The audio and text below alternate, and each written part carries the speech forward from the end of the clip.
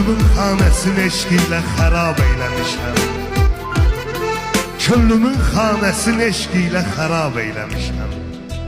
İndi heyranam o zülmə necə tab eyləmişəm.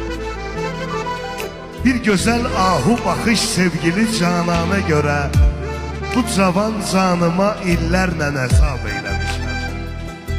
Cana qəsd eyləməyi Tanrı özü nəhy eləyib. Mən sanırdım ki bu qəsd ilə savab eyləmişəm. Şölə-i eşq-i cəhənnəm kimi yandırdı məni. Şölə-i eşq-i cəhənnəm kimi yandırdı məni. Bağrımı mən həmən atəşdə kebab eyləmişəm. Eşqidə neynəmisən sən mənə, yar etdi sual.